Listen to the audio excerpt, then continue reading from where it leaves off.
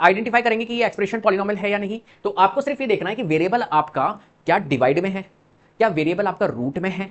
कुछ कंडीशंस होती है, इन सभी को हम देख लेते हैं, राइट। तो यहां पर आप देख रहे हो ये जो वेरिएबल आ रहा है वो आपका रूट में आ रहा है, और अगर वेरिएबल आपका रूट में आ रहा है तो वो एक्सप्रेशन आपकी पॉलिनोमियल नहीं होगी। तो देखो यहां पर वेरिएबल रूट में आ रहा है तो ये नहीं होगी। ऐसे सेकंड वाला पार्ट देखो, तो x can not be inside a radical, radical means होता है ये अंडर रूट, राइट। ऐसे यहां पर देखो 3x³ प्लस 4x की पावर -2 प्लस 3, तो यहां पर वेरिएबल की नेगेटिव पावर होगी। वेरिएबल की नेगेटिव पावर नहीं होनी चाहिए, वेरिएबल की पावर जो होती है वो होल नंबर्स होती है। वेरिएबल की पावर 0 हो सकती है, 1 हो सकती है, 2 हो सकती है, 3 हो सकती है, कुछ भी हो सकती है, लेकिन नेगेटिव पावर अलाउड नहीं होती किसी भी एक्सप्रेशन की। एक्सप्रेशन की होती है लेकिन पॉलिनोमियल की नहीं होती है। तो यहां पर अगर हम देखें तो x की पावर -2 आ रहा है, तो नो नेगेटिव एक्सपोनेंट अलाउड हमारा पॉलिनोमियल में होता है। ऐसे ये x की पावर 2, ठीक है, -2/x। अब यहां पर देखो, यहां पर डिवीजन में हमारा क्या आ गया है, डिवीजन में वेरिएबल आ गया है x, तो डिवीजन में अलाउड नहीं होता, तो x can not be in the denominator, तो ये भी हमारा क्या नहीं होगा, पॉलिनोमियल नहीं होगा। ये आइडेंटिफिकेशन है।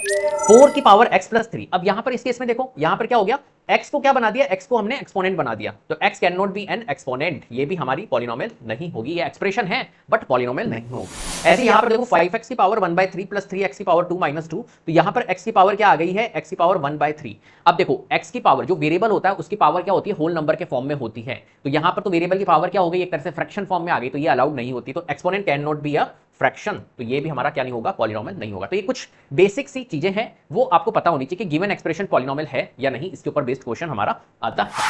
ठीक है, चलो, तो polynomials and not a polynomial, तो यहां पर देखो ये पॉलिनोमियल है, इसको अगर हम चेक करें तो यहां पर देखो वेरिएबल बिल्कुल सही है, परफेक्ट है, कोई वेरिएबल हमारा रूट में नहीं आ रहा है, कोई वेरिएबल हमारा डिनोमिनेटर में नहीं आ रहा है, किसी वेरिएबल की पावर नेगेटिव नहीं है, कोई भी वेरिएबल हमारा फ्रैक्शन फॉर्म में नहीं है, उसकी पावर फ्रैक्शन फॉर्म में नहीं है, राइट। ये सारी चीजें देखनी होती है। तो यहां पर देखो x की पावर 2 है, यस, होल नंबर के फॉर्म में है, यहां पर x की पावर 1 है, होल नंबर के फॉर्म में है, तो ये बिल्कुल पास हो जाएगा, ये हमारा पॉलिनोमियल है। क्लियर। यहां पर देखो -x की पावर 3 प्लस 9, तो माइनस कोएफिशिएंट है, ध्यान रखना, माइनस में कोएफिशिएंट है आपका, x की पावर तो हमारी पॉजिटिव ही है, राइट, कंफ्यूज मत होना यहाँ पर। तो x की पावर 3 है, बिल्कुल होल नंबर है, तो ये भी हमारा पास हो गया। यहाँ पर देखो x की पावर 4 है, x की पावर 3 है, x की पावर 2 है, x की पावर 1 है, x की पावर यहाँ पर कांस्टेंट टर्म के पास में 0 होती है, तो सारी की पावर हमारी क्या है, होल नंबर के फॉर्म में है, तो ये भी पास हो गया, ये भी हमारा एक्सप्रेशन पॉलिनोमियल है।